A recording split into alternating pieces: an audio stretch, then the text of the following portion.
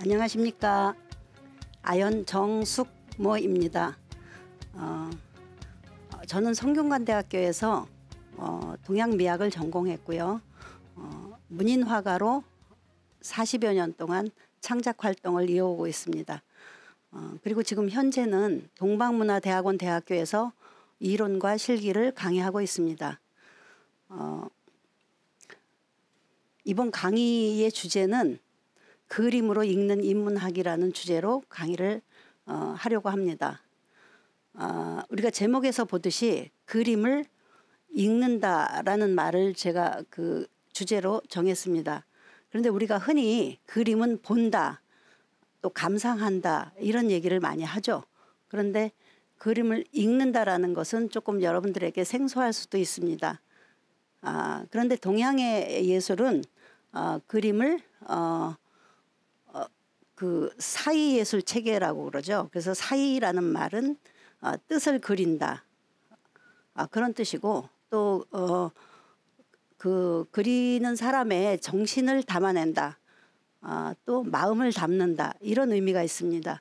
그래서 우리가 동양의 예술을 제대로 이해하기 위해서는 그 그림 속에 등장하는 그런 소재가 의미하는 것이 무엇인가, 이런 것을 알아서 그것이 상징하는 바를 제대로 알게 되면 그림을 제대로 이해할 수가 있기 때문에 오늘은 그런 의미에서 그림에 들어있는 우리가 몇 작품들을 통해서 그림 속에 있는 그러한 소재들을 통해서 우리가 그것이 의미하는 것을 알아봄으로써 그림을 제대로 한번 이해해 보고자 합니다. 먼저 우리가 많이 알고 있는 세한도입니다. 이 그림은 그 추사 김정희 선생님의 그림이죠. 그런데 이 그림에 등장하는 것은 아주 단순합니다. 잣나무 세 그루와 그 다음에 여기에 그 늙은 소나무, 그러니까 고송이죠. 고송 한 그루, 그 다음에 빈집, 이것이 그림의 전부입니다. 사실 얼핏 보면은 그렇게 그림이 뭐 굉장히 복잡하거나 그런 것도 아니고, 또 어찌 보면은 아주 황량하기 이를 데 없는 그런 겨울날의 어떤 풍경을 이렇게 그린 건데, 웬만한 사람이면 이걸 그림 자체는 다 누구나 보고 그릴 수 있는 정도의 그림입니다. 그런데 왜 이 그림이 국보로 지정돼 있고 또 사람들이 이 그림을 그렇게 좋아할까요? 그것은 이 그림에 담겨 있는 의미가 아주 크기 때문입니다. 그러면 이 그림에 담겨 있는 의미를 한번 알아볼까요? 이 그림은 추사 김정희 선생님이 제주도의 유배 시절 그때 그린 그림입니다. 그런데 추사 선생님은 이 그림을 그리고 옆에 제발에 논어 자한편에 나오는 세한 연우지 송백지 후조야, 이런 글귀를 썼습니다. 즉 추운 겨울이 찾아온 후에야 소나무 잣나무가 늦게 시든다는 것을 알게 된다, 그런 뜻입니다. 그럼 이것이 이 그림과 무슨 관계가 있을까요? 추사 선생님이 제주도 유배가 계실 때 그 추사 선생님의 그 제자였던 우선 이상적은 중국에서 아주 좋은 서적을 구하면 스승을 생각하고 그 먼 제주도까지 찾아가서 선생님에게 전달하고 했습니다. 아마도 많은 그 좋은 서적들을 그렇게 가지고 오는 그런 이상적의 어떤 그 마음, 변치 않는 마음, 그런 마음이 유배라는 어떤 그런 어려운 상황에 있을 때 그런 제자의 마음은 아마 더 고마웠을 것입니다. 그래서 우선 이상적은 좋은 서적을 가지고 스승에게 찾아갔고, 스승은 또 여기에 보답한다고 이 붓을 들어서 이런 좋은 그림을 그린 것입니다. 그리고 그 옆에 세한 연우지 송백지 후조야, 이상적의 그 변함없는 절개를, 변함없는 마음을 이 푸른 소나무와 잣나무의 그 변하지 않는 푸른 잎, 거기에 이제 비유를 한 것이죠. 그래서 여기서 보면 세한이라는 말은 아주 추운 겨울을 의미합니다. 이 그림에서 세한은 바로 그 추사 선생님의 그 유배의 생활을 의미하는 거겠죠. 유배라는 것은 굉장히 그 외롭고 힘든 그 시간입니다. 그런 시간을 이상적이 와서 위로해주고 좋은 책을 전해주고 얼마나 고마웠겠습니까. 추사 선생님은 이 그림을 그리고 옆에다가 그림 옆에다가 세한도라는 그 화제를 쓰고 우선시상이라는 말을 씁니다.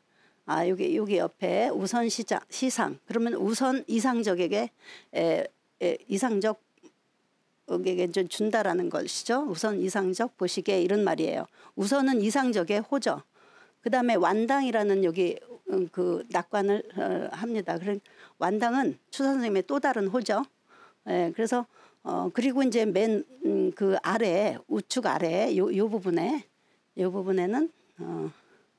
이 부분이죠.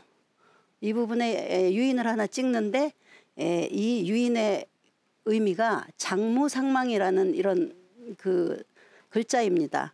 장무상망은 오래도록 서로 잊지 말자라는 의미입니다. 그래서 그 서로 그 변치 않는 그 서로를 생각하는 그런 마음을 오래도록 잊지 말고 기억하자라는 의미에서 이런 글귀를 썼습니다. 이 그림은 다시 한번 보자면 이 그림은 이렇게 단순한 그림이지만 우리가 그 형태나 뭐 여러 가지 그림의 어떤 그 소재나 이런 걸로 봐서는 아주 단순하지만 이렇게 큰 의미가 들어있는 것입니다. 제자의 마음 또 스승의 마음 이런 것들로 이 그림이 아주 그 가치가 높아지는 것이죠. 그래서 동양의 예술은 이런 의미를 그 이해해야만 이 소재들이 가지고 있는 아니면 그린 사람의 어떤 의미를 부여해서 그리는 그런 그림이기 때문에 그런 것들로 인해서 그림이 더 가치가 있게 되는 것입니다.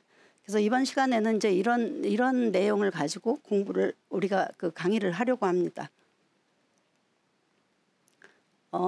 추사와 가까웠던 이제 곤돈인도 세한도를 그립니다. 추사의 그 화의를 빌어서 이렇게 그렸는데 그 이제 곤돈이는 여기 옆에 이 화제를 보면 세한사무라는 말이 나오죠. 그 추사의 세한도하고 좀 비슷한 느낌이긴 하지만 여기 세한사무도를 그렸습니다. 세한이라는 말은 아까도 말씀드렸듯이 굉장히 추운 계절을 얘기하는데 추운 계절에도 절개를 지키는 새 친구란 뜻인데 보통 세한사무 하면은 문인화에서는 송죽매를 얘기합니다. 소나무, 그다음에 매화, 대나무 이렇게 세 화목을 세한사무라고 그럽니다. 그래서 세한사무를 이렇게 그리고 이제 그 여기다 화제를 썼는데 추사 선생님이 또 여기 완당이라는 호로 호가 여기 보이죠? 그래서 여기 내용을 썼는데 그림의 의미가 이러해야 형사 너머에 자기 마음을 표현했다 할 것이다. 그러니까 그 추사 선생님이 얘기하시는 것은 이러한 그 그냥 그림의 어떤 그 형사적인 면 이런 거 너머에 어떤 의미를 담아야 좋은 그림이다 이런 뜻이죠. 근데 이제 여기서 이제 그런 이제 그런 내용을 저 옆에다가 곁들여서 제 발로 썼습니다. 그다음에 또 하나 보면은 추사 선생님의 제자였던 소치 허련도 추사의 피리를 그 방해서 이런 이제 산수화적인 느낌이지만 추사의 어떤 세한도 같은 느낌 그런 거를 이제 이렇게 그린 그림이 있습니다. 이번에는 분위기를 바꿔서 대나무를 한번 보겠습니다. 굉장히 우리가 그냥 보더라도 굉장히 뭔가 바람이 아주 세차게 부는 듯한 그런 느낌이 들죠. 그래서 이거는 이제 조선 중기 때 이정이라는 사람의 풍죽도입니다. 호가 타는인데요. 풍죽도 그러면 아주 바람이 세차게 부는 가운데 그 바람에 맞서고 있는 대나무를 이제 여기 그린 건데요. 여기서 부는 바람이라는 것은 우리가 흔히 그 아주 그 산들산들 바람이 아니라 북풍 한설 같은 굉장히 강하게 그 부는 바람을 여기서 의미를 합니다. 근데 바람에 대나무 잎이 흔들리는 것을 그린 것이 아니라 바람에 엄청 강한 바람, 어떻게 보면 견디기 힘든 정도의 바람, 그런 바람에 대나무가 잘 버티고 있는, 당당하게 버티고 있는 그러한 모습입니다. 그래서 강한 바람에 꿋꿋하게 맞서는 대나무의 힘찬 기세를 아주 역동적으로 표현한 그러한 그 작품입니다. 절대 어떤 상황에도 굽히지 않겠다는 그런 이제 선비의 절개 같은 것이 이제 느껴지는 그림이죠. 근데 이 그림은 우리가 자주 봤는데도 불구하고 우리가 지나쳤을지도 몰라요. 우리가 흔히 지금 통용되고 있는 그 5만 원권 지폐에 보면은 바로 이 타는 이정의 풍족도가 요 뒤에 있습니다. 앞부분에 있는 것은 이 월매도입니다. 여기가 그 달이 있죠. 그래서 이제 월매도인데 이것은 누구 작품이냐면 어몽룡이라는 사람의 월매도입니다. 어몽룡의 월매도가 이 앞부분에 5만 원권 앞에 있고 그다음에 그 뒷부분에 있는 것이 바로 타는 이정의 풍족도입니다. 이 두 그림이 같이 겹쳐져 있는 것이 바로 지금 현재 우리가 사용하고 있는 5만 원권 지폐의 뒷면 그림입니다. 이것은 이제 이 그림을 그대로 갖다 옮긴 것이 아니라 이 그림을 도안을 한 거예요. 예, 그래서 했는데 그 앞부분은 5만 원권 앞부분은 이제 신사임당의 그 인물 도안이 그 앞에 있죠. 그 이 두 사람의 이 작품들은 조선 중기를 대표하는 그러한 그림들입니다. 다시 보면은 그 이 풍죽도는 이제 이정의 작품인데 이정의 호는 아까 얘기했듯이 타는이고요. 이 사람은 왕손이에요. 세종대왕의 현손이기도 합니다. 그리고 자는 중섭이고요. 시서와의 삼절에 아주 뛰어나서 그 당시 조선 중기 때 이제 명성이 높았던 그런 사람이고 특히나 대나무를 좋아하기도 했고 또 대나무를 참 잘 그렸어요. 그래서 조선 중기 때 또 대나무를 잘 그렸던 사람 수유덕장 또 자하신이와 함께 조선 중기의 3대 묵죽화가로 불렸던 그런 사람입니다. 특히 이제 조선 중기 때는 그 밖으로는 이제 뭐 그 굉장히 호란이나 뭐 그런 것들이 심했고 안으로는 당쟁이 심했던 그런 아주 혼란한 시기였는데 1592년에 일어났던 임진왜란 때 일본군에 의해서 오른팔을 다치게 됩니다. 사실 오른팔을 다치게 되면 여러 가지 불편한 점이 있고 그중에 또 그 화가는 더군다나 붓을 들 수가 없기 때문에 아주 치명적인 그런 일이었는데 다행히 빨리 회복이 되었다고 그럽니다. 그리고 그 회복이 된 이후에 이정의 그 묵죽의 어떤 격이 훨씬 더 높아졌다는 그런 이제 기록이 있습니다. 그리고 이제 그런 일이 있은 이후에 타는 이정은 공주에 있는 그 자신의 그 별장 월선정이라는 그 별장이 있었는데 그리로 내려가서 대나무를 많이 연구를 하게 됩니다. 그래서 그 집 주변에 1000그루의 대나무를 심고 그 대나무를 계절의 변화에 따라서 이제 대나무의 형태가 변화하는 그런 모습들을 관찰을 합니다. 그래서 예를 들면 이제 비가 왔을 때 비 맞은 대나무 그 우죽이 되겠죠. 그리고 이제 대나무가 막 나오기 시작하는 신죽 또 그다음에 대나무가 이제 눈이 와서 눈 맞은 대나무 그럼 설죽이겠죠. 그런 등등의 그 기후 변화에 따라서 변화하는 그 대나무의 생태적인 그 모습들을 잘 관찰해서 그것을 기록으로 그림으로 남기는데 그 그림으로 남겼던 그 첩이 바로 삼청첩입니다. 이렇게 삼청첩이에요. 이것이 이제 간송미술관에 소장돼 있는데 여기 보면은 삼청이라는 것은 세 가지 맑은 것. 근데 이정은 세 가지 맑은 것을 매, 죽, 난으로 본 것이죠. 매화, 대나무, 난초 이렇게 세 가지를 맑은 거라고 해서 삼청첩이라고 이제 첩 이름을 붙였는데 그림만 있는 것이 아니라 여기는 5종의 그 제시가 장첩돼서 어찌 보면 이제 시화첩이에요.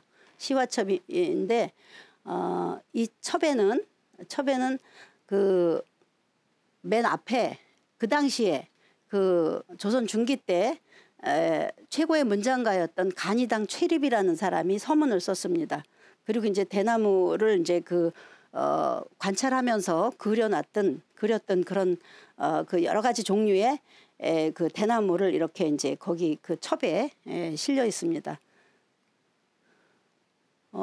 그 몇 년 전에 그 DDP에서 간송 미술관 그 소장 작품전을 할 때 거기 이런 게 있어서 제가 이걸 사진 찍었다가 이제 그렇게 보여드리는데, 여기 삼청첩에 여기 칼을 이겨낸 붓이라고 그랬어요.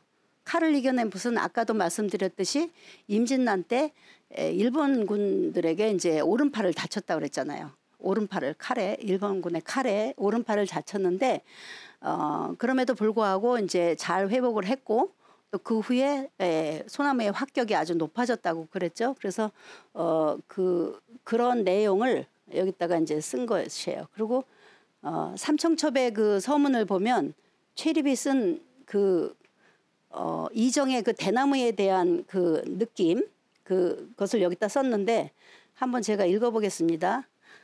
내 그대가 그린 대를 보니 성그러도 즐거움이 있고 빽빽해도 싫지가 않다.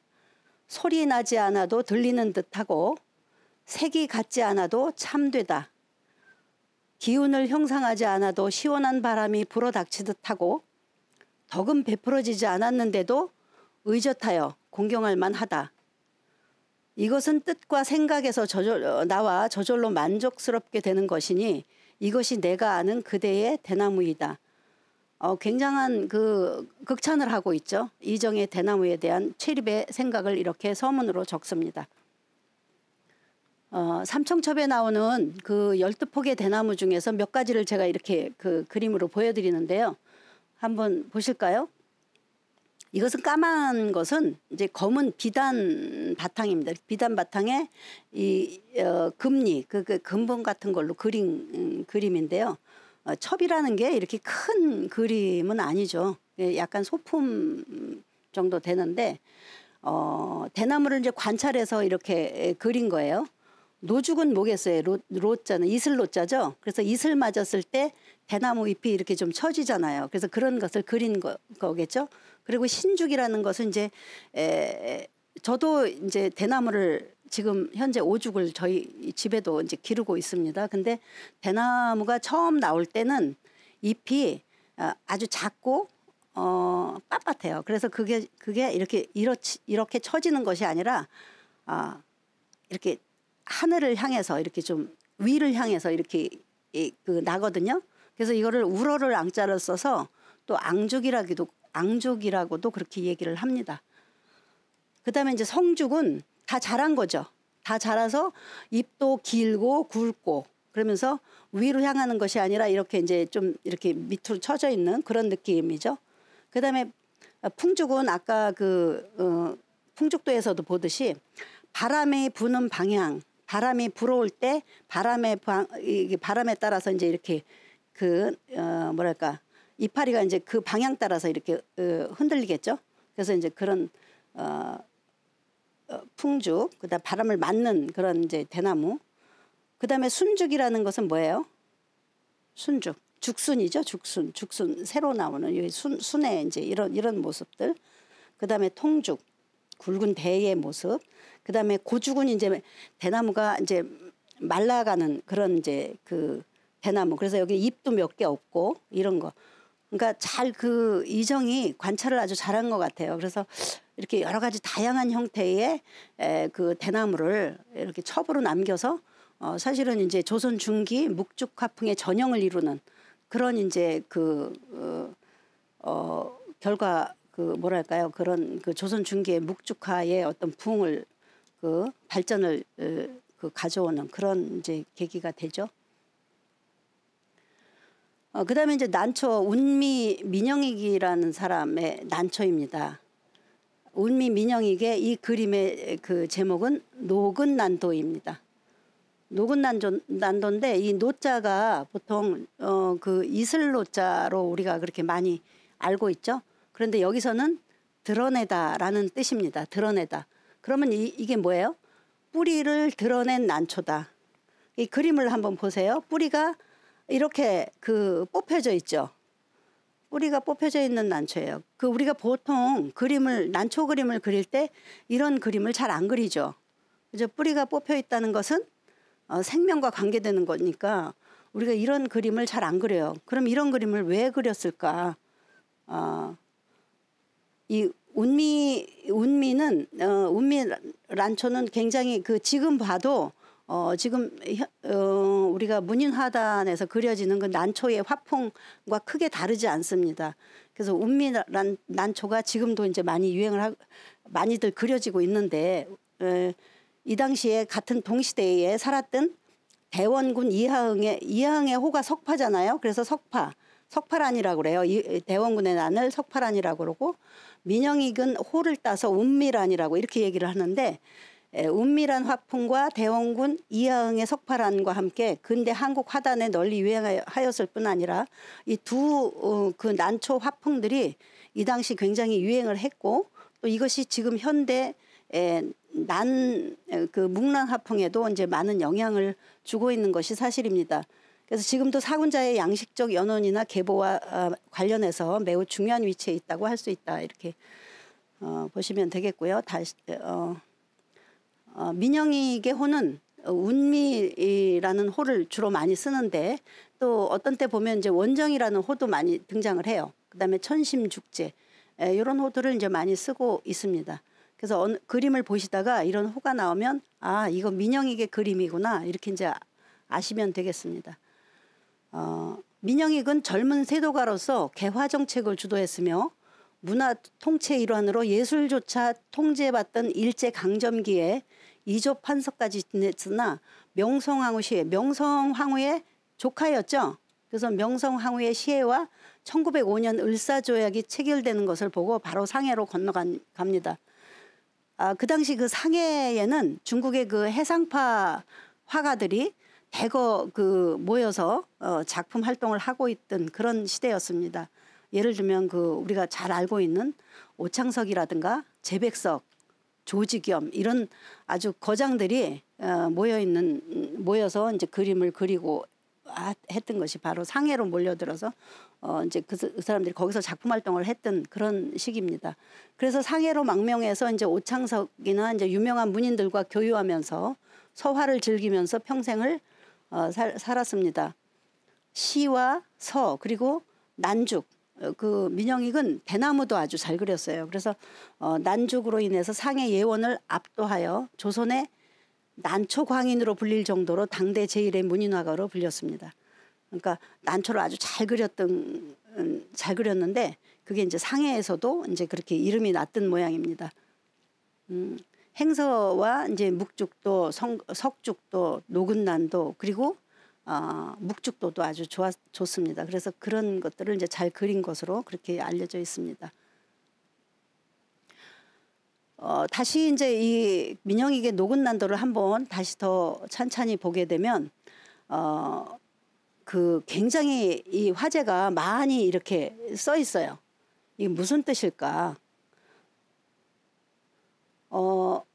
한번 이 화제를 여기다 제가 썼는데 한번 보겠습니다. 여기 왼쪽에는 위창 오세창의 화제입니다. 그래서 제가 여기 한글로 이렇게 썼는데 뭐라고 썼나 한번 읽어볼까요? 여기 난초.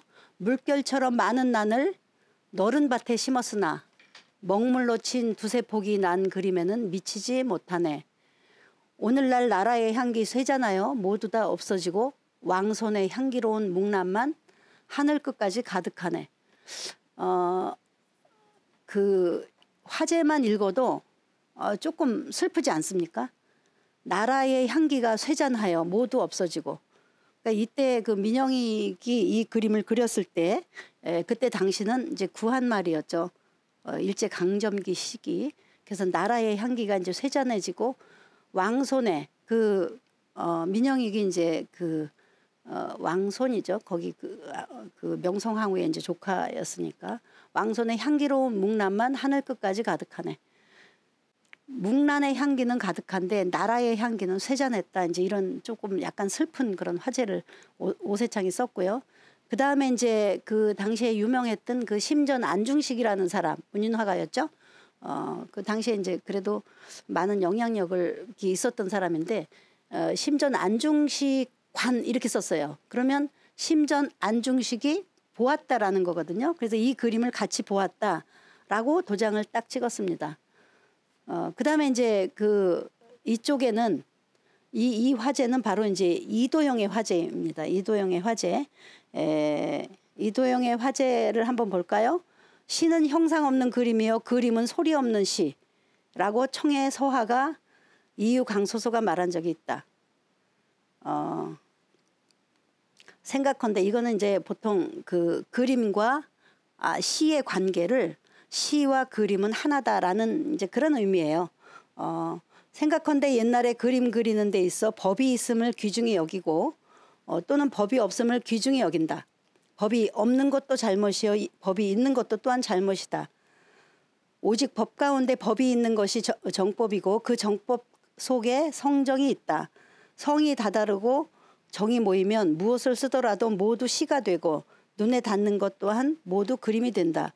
그러므로 법에 얽매일 필요도 없지만 법에 얽매이지 않으려고만 할 것도 아니다. 조금 어렵죠? 이렇게 너무 지나치게 법에 얽매여도 안 되지만 그렇다고 법을 또 너무 법을 너무 안 지켜도 그렇다, 뭐 하여튼 그런 거예요. 근데 이제 그런 이런 어떻게 보면 화론 같은 시를 이도영이 여기다 썼고요. 그 다음에 이제 여기 우측에는 아마도 이때 이 그림 소장자가 최린이었던 것 같아요. 최린의 화재가 여기 있습니다. 왕손의 글과, 왕손이니까 왕손의 글과 그림 타고난 맵시에 태평 시절 아픈 기억 귀 밑 털 허옇게 새었네. 먹꽃 오래 애석히 여겨 그윽한 흥을 붙이니 지금도 이파리 임금 향해 나붓기네. 참 이 나라 잃은 슬픔들이 화재에도 이렇게 다 배어져 있어요. 이런 화재들을 이렇게 많이 썼습니다.